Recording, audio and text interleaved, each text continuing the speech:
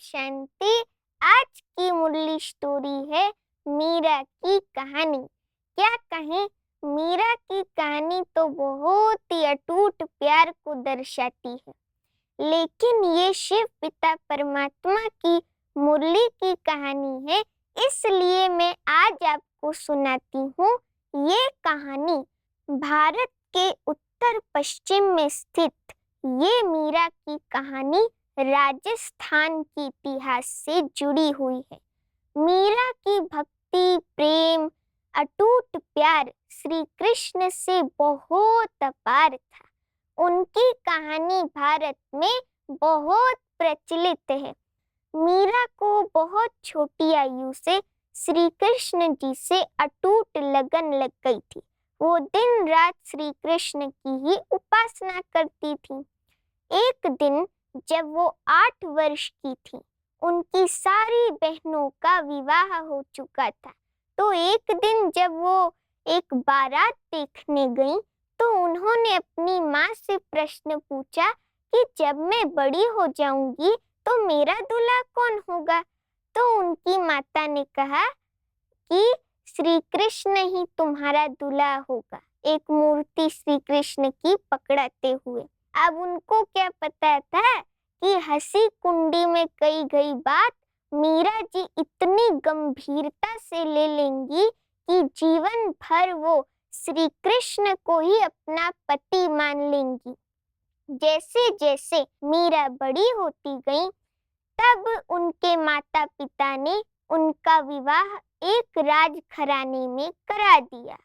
अब उनका विवाह तो बचपन से हो चुका था श्री कृष्ण से, तो उन्होंने श्री कृष्ण के विषय में अपने पति को बताया कि आप ये मत समझना कि आप मेरे पति हो, क्योंकि मेरा विवाह तो श्री कृष्ण से तभी हो गया था जब मैं 8 वर्ष की थी।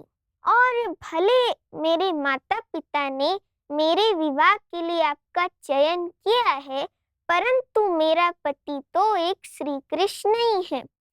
तो मीरा जी की भक्ति और श्री कृष्ण पे अटूट प्रेम देखकर उनके पति भी मीरा जी का बहुत सम्मान और आदर करते थे। मीरा जी एक महल की महारानी होते हुए भी साधारण रूप में रहती थी और दिन रात भजन गाती थी, खुशियों में झूमती थी, श्री कृष्ण के प्रेम में रहती थी। अब उनके ससुराल वाले, जिनको परंपराओं की परवाह थी, वो मीरा जी पर बहुत अत्याचार करते थे। जब वो असफल रहे मीरा जी पर बहुत बार अत्याचार करने पे भी, तो उन्होंने मीरा जी को जहर का प्याला तक पिला दिया। लेकिन मीरा जी तो इतनी लगन वाली थी श्री कृष्ण से, उनको इतना अटूट प्यार था, उनको पता था ये जहर है, फिर भी उन्होंने श्री कृष्ण की याद में वो जहर का प्याला चुपचाप पी लिया। और कहा जाता है कि वो जहर का प्याला भी अमृत में बदल गया। उसके बाद एक दिन जब मीरा जी खुशियों में झूम रही थी, श्री कृष्ण की याद में थी, तो श्री कृष्ण उनके सामने प्रकट हुए और उनको अपने साथ ले गए। आत्मा शरीर छोड़कर चली गई।